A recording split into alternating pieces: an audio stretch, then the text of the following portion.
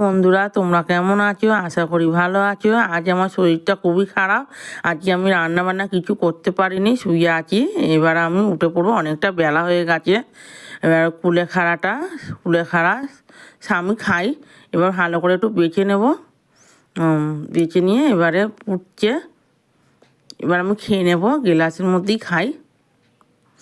শাশুড়ি মা মাছ এনেছে কত, শাশুড়ি মা ধুয়ে রেখেছে।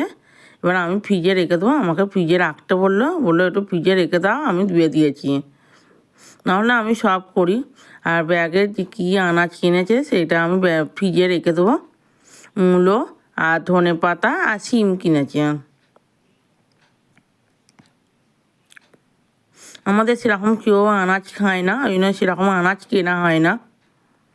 ফ্রিজে রেখে দেবো।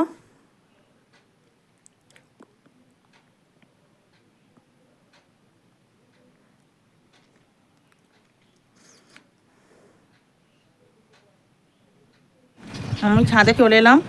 বৃষ্টি পড়ছে, আজকে রোদ ওঠে না, আজকে রোদ উঠবেও না। আর বৃষ্টি পড়ছে, আরও ঠান্ডাটা পড়বে। দেখো কেমন বৃষ্টি পড়ছে, এখন জল পড়ে আছে তো, পালাই জল।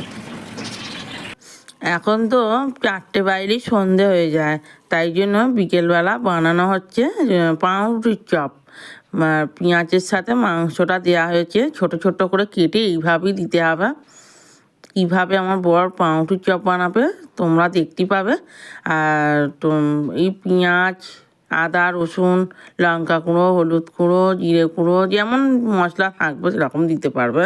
আলু সেদ্ধটা প্রেসারে করে আর এই মাংসর সাথে ভালো করে শুকনো শুকনো করে নেব। এবারে আমাকে বললো এটা বেলে দাও তো, পাউরুটি খোলাটা ছাড়িয়ে এইভাবে আমি বেলে দিচ্ছি।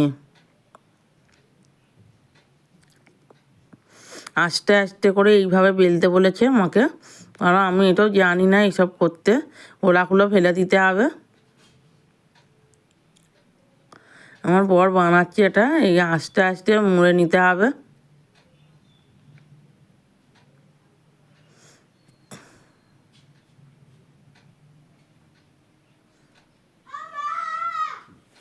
এইবারে গরম গরম তেলে ভেজে নেওয়া হবে। আস্তে আস্তে তেলের মধ্যে দেওয়া হচ্ছে, ভালো করে লাল লাল করে ভেজে চা দিয়ে খাবো। এবারে আমরা চা দিয়ে খাচ্ছি, আমি খেয়ে দেখবো কেমন হয়েছে। খুব ভালোই হয়েছে। ভিডিওটা এখান থেকে শেষ করছি। আশা করি আমার চ্যানেলটিকে সাবস্ক্রাইব করে দিয়ে পাশে থেকো। ভালো থেকো, সুস্থ থেকো। আর আগামী পর্বে আমি আবার ভিডিও দেওয়ার চেষ্টা করবো। টাটা, বাই বাই, ভালো থাকবেন।